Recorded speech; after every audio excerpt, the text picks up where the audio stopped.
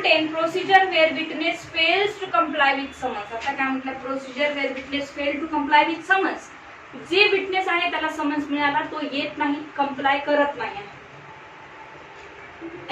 Where a person to whom a summons has been issued either to attend to give evidence or to produce a document fails to attend or to produce the document in compliance with such a summons, the court. आता court काय करेल, जर तुम्ही comply करत नसाल, एखाद्या विटनेसला summons दिला तो येत नाही आहे, डॉक्युमेंट प्रोड्यूस करत नाही, तर कोर्ट काय करेल, shall if the certificate of the serving officer has not been verified by the affidavit or if service of a summons has been effected by a party or his agent.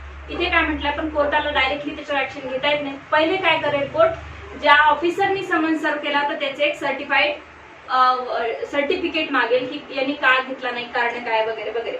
ठीक आहे, पहिली हे एक्झामाइन होईल ते जे officer आहे.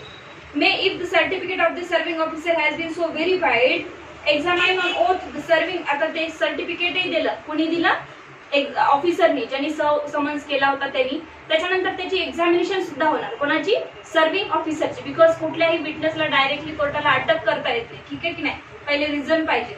Examine on oath the serving officer or the party or his agent as the case may be who has affected service. जो कोणताही एक ऑफिसर म्हणजे बेलीफ घेऊन गेला होता समन्स, तो एक्नॉलेजमेंट घेऊन आलेला आहे, ही आहे पोस्ट पावती सर्टिफिकेट. मग आता इथे कोणाकोणाची एक्झामिनेशन होणार पहिले, तर बघा पहिले तर सर्टिफिकेट कोर्ट मागून घेणार आहे सब ए मध्ये, नंतर एक्झामिनेशन होणार, नुसतं सर्टिफिकेट नाही एक्झामाइन होणार, मग त्याची ओथ घेऊन एक्झामिनेशन. तर इथे सर्टिफिकेट कोण देणार होतं, पहिलं तर बेलीफ जाणार होता कोर्टाकडून. सेकंड मध्ये बाय हँड जर गेलं तर पार्टी जाणार होती किंवा पार्टीचा एजंट जाणार होता, तर तिघाचंही एक्झामिनेशन इथे होणार आहे. Examine on oath the service officer or the party or his agent as the case may be who has affected service. ज्यांनी सर्व्हिस इफेक्ट मध्ये आणली तो त्याचे एक्झामिनेशन होईल. or cause him to be so examined by the court touching the service or non service of the summons. मग त्यांनी सांगायचं service झाली, नॉन सर्व्हिस झाली, काय काय वगैरे झालं सगळं. सब rule 2 where the court sees reason to believe that such a evidence or a production is material.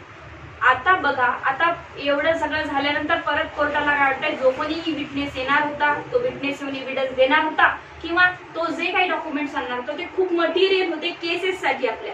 And that such a person has without lawful excuse, काहीही कारण नसताना तो पर्सन काय करतोय, fail to attend or produce document in compliance with such a summons or has intentionally avoided service.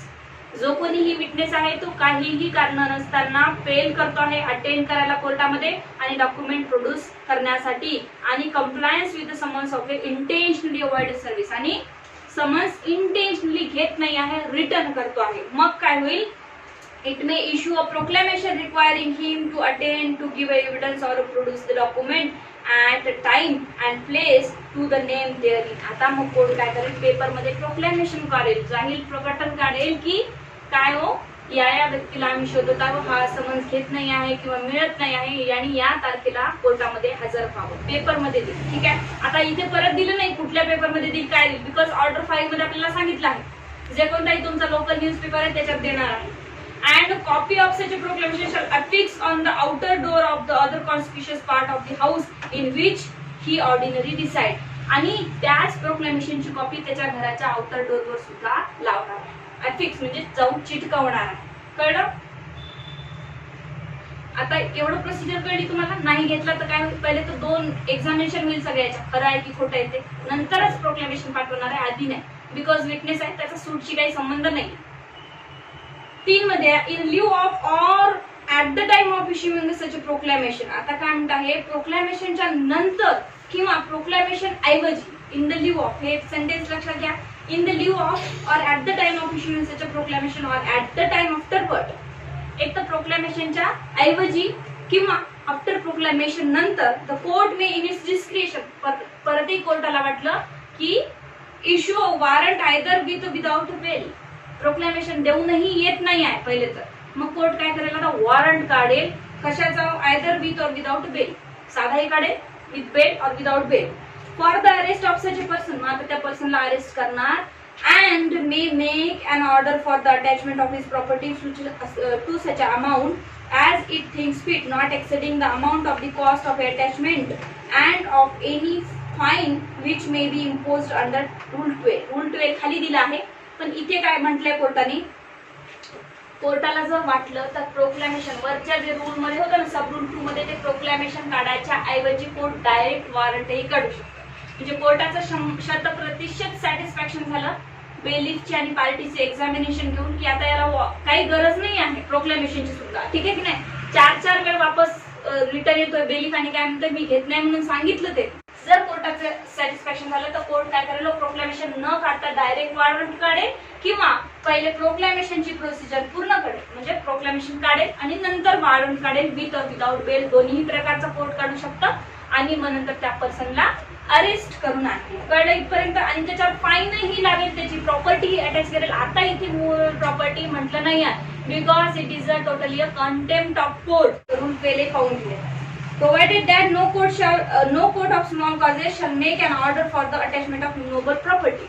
आता इथे वरती काय दिलं होतं, फक्त अटॅचमेंट ऑफ प्रॉपर्टी दिलं होतं, म्हणजे इथे मुव्हेबल किंवा इमूव्हेबल नाही सांगितलं. रेग्युलर कोर्टाला दोन्ही प्रॉपर्टी अटॅच करण्याचा अधिकार आहे इथे, attachment of immovable property and movable. But small causes court असेल तर स्मॉल कॉजेस कोर्टाला कुठल्याच केसमध्ये इमूव्हेबल प्रॉपर्टीचे अधिकारच नसतात, ठीक आहे की नाही. म्हणून इथे सांगितलं की स्मॉल कॉज कोर्टाला फक्त मुव्हेबल प्रॉपर्टी असेल तर तेवढी अटॅच करण्याचा अधिकार आहे, इमूव्हेबल नाही. तो if witness appear attachment will be withdrawn. कशासाठी चाललं तो आता, दुसऱ्याचं भांडण होतं पण याची प्रॉपर्टी अटॅच केली याला सोडून घ्यावी लागते. So wear at a time after the attachment of his property such a person appear and satisfy the court. आता कोर्टाला त्याला सॅटिस्फॅक्शन द्यावं लागेल, मी का नाही आलो, काय माझी प्रॉपर्टी वापस द्या. नाही सॅटिस्फॅक्शन दिली तर कोर्ट नाही देणार प्रॉपर्टी वापस, विकून टाकेल, ठीक आहे. That he did not without lawful excuse fail to comply with such a summons or intentionally avoided service. आता कोर्टाला पहिले तुम्हाला सॅटिस्फॅक्शन द्यावं लागेल की मी मुद्दाम आलो नाही, काही कारण होते. And where he has failed to attain at the time and place name in proclamation issued under the last preceding rule that he had no notice of such a proclamation in that time to attain. मला कुठल्याही proclamation बद्दल नोटीसच मिळाली नाही आणि मला काहीही माहित नव्हतं म्हणून मी आलो नाही. The court shall direct that the property be released from the attachment and shall make such order as to the cost of the attachment as things fit. मग आता कोर्ट काय करेल, जर कोर्टाला सॅटिस्फॅक्शन वाटलं तुमची प्रॉपर्टी रिलीज करेल attach झालेली आणि कॉस्ट लावेल, थोडा कॉस्ट का लावेल आता कोर्ट परत, ठीक आहे की नाही. मी तुझी प्रॉपर्टी अटॅच केली, माझे 4 माणसं गेले गव्हर्नमेंटच्या, आम्हाला काही खर्च आला की नाही, सो अटॅचमेंटचा खर्चाचा कोर्ट मारणार आहे तुम्हाला.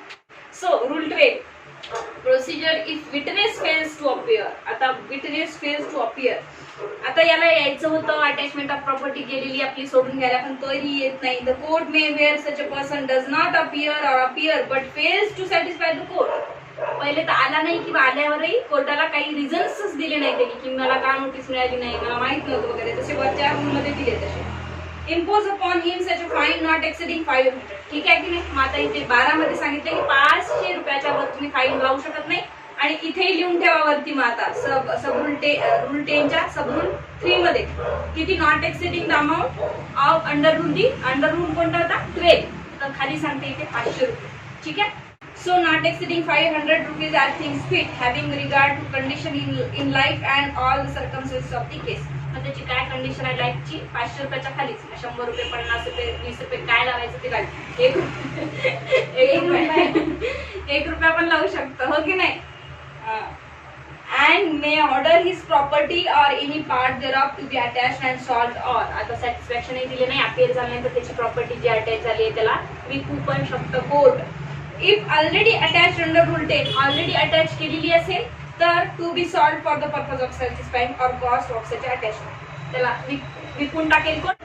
आता 12 मध्ये या procedure witness to fails to appear झाला. मग आता इथे काय म्हटलं, 500 रुपीज द्या as things fit, having regard to is a condition in life and the circumstances of the case. मग आता खरंच खूपच गरीब असेल, देऊ शकत नसेल तर कोर्ट 500 रुपयाच्या खाली कितीही लावू शकतं. And may order his property or any part thereof to be attached and sold. आता बघा इथे टोटल त्यांनी डिफरंट केलाय, कॉस्टला आणि अटॅचमेंटला.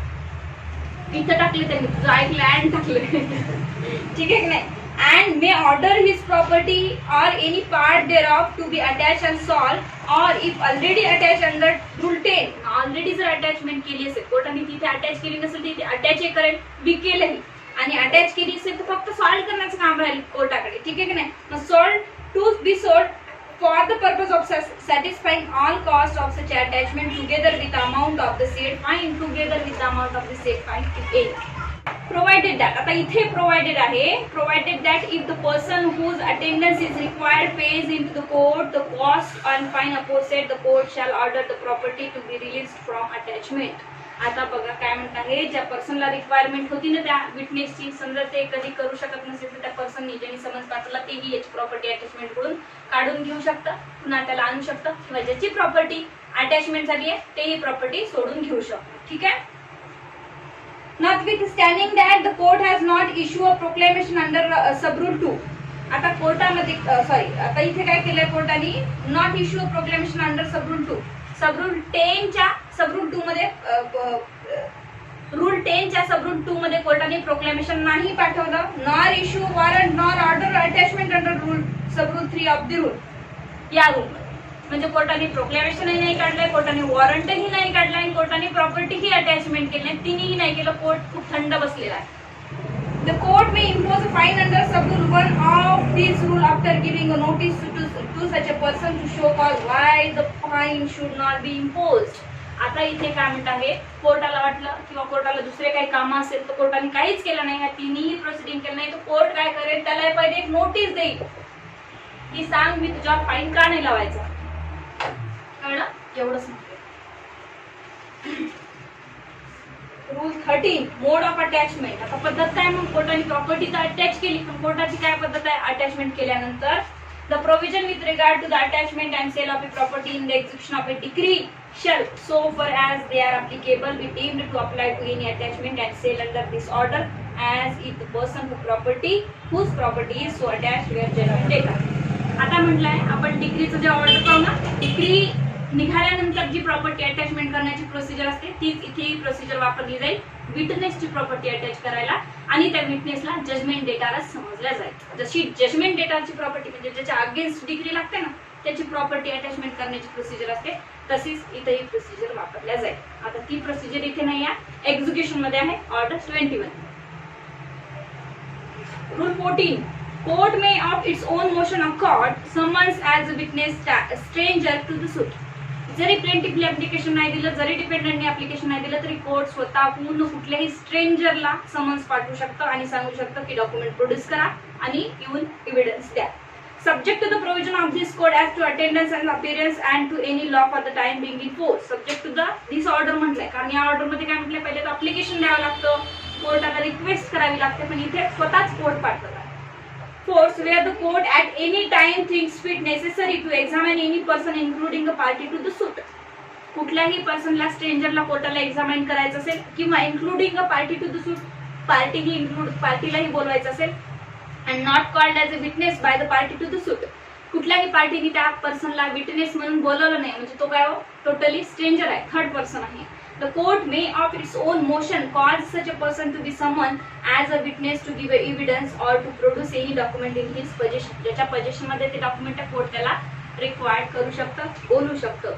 On a day to be appointed and may examine him as a witness or require him to produce such a document. त्याला एक date देईल court, या आणि तुमचे एव्हिडन्स द्या इथून. ठीक आहे, काहीही संबंध नसताना अशा थर्ड पर्सनला बोलवायचं तर कोर्ट कधीही त्याला एक डेट देऊन बोलू शकतं आणि त्याचं एक्झामिनेशन घेऊ शकतं. Rule 15 duty of a person summoned to give evidence or produce a document. आता पर्सनची ड्युटी आहे summoned to give evidence or produce a document. ज्या व्यक्तीला तुम्ही डॉक्युमेंट प्रोड्यूस करायला बोलवलं आहे, ज्या व्यक्तीला एव्हिडन्स द्यायला बोलवले कोर्टाने समन्स पाठवून, त्याची आता ड्युटी आहे. इथे काय ड्युटी आहे, सब्जेक्ट ॲज लास्ट अपोजिट, म्हणजे वरच्या रूल मध्ये ज्यांना ज्यांना कोर्टाने बोलवलं ना त्यांची ड्युटी आहे. whoever is summoned to appear and give evidence in a suit shall attend at a time and place named in the summons for the purpose, and whoever is summoned to produce a document shall either attend to produce it or cause it to be produced at such a time and place. ठीक आहे, वरच्या rule मध्ये ज्यांना ज्यांना बोलवलं त्यांची duty आहे की त्यांनी यावं, डॉक्युमेंट प्रोड्यूस करावे आणि आपले एव्हिडन्स द्यावं. Rule 16 when they may depart. त्यांना जेव्हा जेव्हा बोलवलं तेव्हा त्यांना यायचं आहे. A person so summoned and attending shall unless the court otherwise direct attend at each hearing until the suit has been disposed of. आता स्ट्रेंजर आहे कोणी, त्यांचा काहीही संबंध नाही सूटशी, पण कुठेतरी संबंध येतोय, त्यांचे एव्हिडन्स महत्वाचं आहे.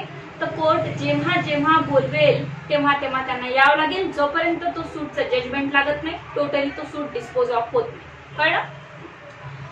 On the application of either party and the payment through the court of all necessary expenses, if any, the court may require any person summoned and attending a furnished security to attend at the next or any other hearing of until the suit is disposed of, and in default of his furnishing such a security may order him to be detained in the civil prison. काहीही घेणं देणं नाही. स्ट्रेंजरला summons पाठवला, stranger आला नाही, आता त्याला यायचं आहे आणि आला नाही काय करतो, फेल होतो, तो कोर्ट सरळ सिव्हिल प्रिझन मध्ये टाकून देईल त्याला. ठीक आहे? किंवा मग एक सिक्युरिटी मागेल की तू मी जेव्हा जेव्हा बोलवलं तेव्हा तू यायचं. 3-4 वेळा आला नाही ना तर मग कोर्ट 5व्या वेळेस जर आला तर कोर्ट काय म्हणेल, आता याच्यानंतर मी जेव्हा तुला बोलवेल तेव्हा तू यायचं आहे. आणि समजा नाहीच आला, कोर्टाला वाटलं सिक्युरिटी मागणं गरजेचं नाही, सरळ अरेस्ट आहे. Rule 7 application of the rule 10 and 13. जे रूल 10 मध्ये सांगितलं, जे रूल 13 मध्ये सांगितलं. 10 मध्ये काय सांगितलं होतं की प्रोक्लेमेशन काढा, अरेस्ट काढा वगैरे, अरेस्ट वॉरंट काढा. 13 मध्ये काय सांगितलं होतं, प्रॉपर्टी अटॅच करा. The provision of rule 10 and 13 shall so far as they are applicable be deemed to apply to any person who having attendance in compliance with the summons departs without lawful excuse in contravention of the rule 16. आता बघा हे काय म्हटलं आहे की rule 10 मध्ये warrant काढला, proclamation काढलं, रूल 13 मध्ये अटॅचमेंट केली, तीच प्रोव्हिजन इथल्या पर्सनला लागणार आहे जे की रूल 16 मध्ये डिपार्ट करत होते, येत नव्हते. म्हणजेच काय, पहिले जे रूल होते तिथं प्लेंटिफनी समन्स पाठवलं होतं एका विटनेसला, ते येत नव्हते म्हणून कोर्टाने अरेस्ट केलं होतं, अटॅचमेंट केली होती, प्रोक्लेमेशन काढलं होतं. आता इथे रूल 14 मध्ये कोर्टच स्वतः रिक्वायर्ड करतोय कुठल्या तरी स्ट्रेंजरला बोलवतोय, तो स्ट्रेंजर 16 रूल मध्ये येत नाही आहे. ठीक आहे की नाही? कळलं का आता? तर तो जर येत नसेल तर सेम प्रोव्हिजन लागू होईल जे की अटॅचमेंट काढण्याची, प्रोक्लेमेशन काढण्याची सगळी. ठीक आहे? Rule 18 procedure where witness apprehended can not give evidence or produce a document. आता बघा इथे काय म्हणते, procedure where witness apprehended can not give evidence or produce a document. मग आता ज्या विटनेसला आणायचं होतं पकडून तुम्हाला, ठीक आहे की नाही, ते येत नाही आहे आणि आले तरी ते डॉक्युमेंट प्रोड्यूस करत नाही, एव्हिडन्स देत नाही, तर मग काय? Where any person arrested under a warrant is brought before the court. ठीक आहे की नाही? ज्या पर्सनला पकडून आणलं in custody and can not owing the absence of the parties of any of them give the evidence or produce document which he has been summoned to give produce. काय म्हणते, ज्यांना आणलंय तुम्ही, आता वॉरंट काढून आणलं, प्रोक्लेमेशन कशा तरी पद्धतीने आणलं, पण ते आता तुम्हाला सपोर्ट करत नाही आहे, एव्हिडन्स देत नाही आहे आणि डॉक्युमेंट प्रोड्यूस करत नाही, ज्या गोष्टीसाठी समन्स तुम्ही पाठवलं तर त्या. The court may require him to give a reasonable bail on the security for his appearance at such a time and place at things fit, and on such a bail or security being given may release him, and in default of his giving such a bail or security may order him to be detained in the civil prison. Court एक chance देईल की तुम्हाला हे summons वगैरे पाठवलाय, असे document असे evidence त्यांना द्यायचे, त्यांना सेक्युरिटी घेऊन, म्हणजे सेक्युरिटी कशासाठी घेतात की परत असं काही केलं तर बघ म्हणून एक बॉन्ड लिहून घेतात, सेक्युरिटी देईल, बेलवर सोडून देईल.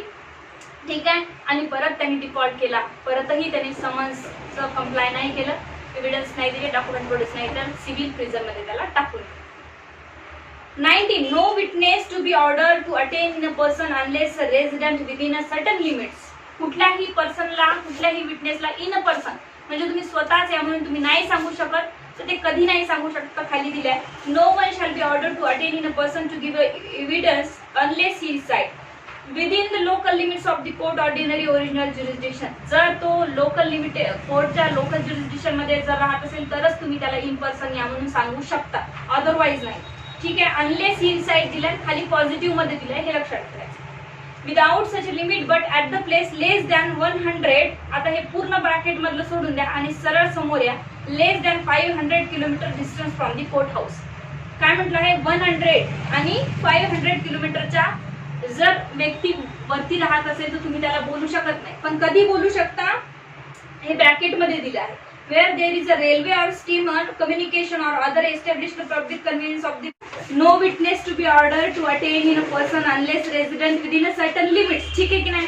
आणि काय म्हटलं, no one shall be ordered to attend in a person to give evidence unless he reside. आता unless he reside ला a ला जोडा, unless he reside within a local limits of the court ordinary original jurisdiction. जोपर्यंत तो कोर्टाच्या original limit jurisdiction मध्ये राहत नाही तोपर्यंत त्याला बोलू नका म्हणते. इतकं तर कळलं. आता परत unless he reside without such a limit but at the place less than 100 एक 100च्या आत राहत असेल आणि त्याचं घर जर 100 किलोमीटर पर्यंत असेल तर तुम्ही त्याला बोलू शकता. मग or where there is a railway or a steamer communication or other established public conveyance for 5/6 of the distance between the place where he reside. कुठून डिस्टन्स 5/6 चा त्याच्या रिसाइडच्या ऐकून घ्या पूर्ण. ठीक आहे. तो जिथे राहत होती तिथे रेसिडेन्स. ठीक आहे. त्याच्यानंतर काय म्हटलं आहे where he reside and the place where the court is situated. Court कुठे सिच्युएट करतात तिथून 5/6 असायला त्याचं हवं.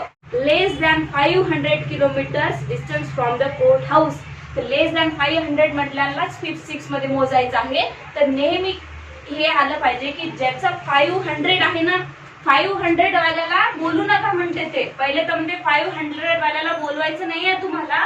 पण 500च्या मध्ये जर कोणी येत असेल आणि मग 500 पर्यंत बोलू शकता पण 500च्या मध्ये जे येत आहे त्याला रेल्वे कम्युनिकेशन बसेस अवेलेबल आहे आणि त्याच्या घराचं अंतर आणि कोर्टापर्यंत येण्याचं अंतर किती आहे 5/6 येतं त्याला बोलवा. जर त्याला रेल्वे वगैरे सगळं अवेलेबल असेल तर 5/6 मध्ये म्हणजे किती हो 416 किलोमीटर पर्यंत त्याला रेल्वे सेवा उपलब्ध आहे तरच त्याला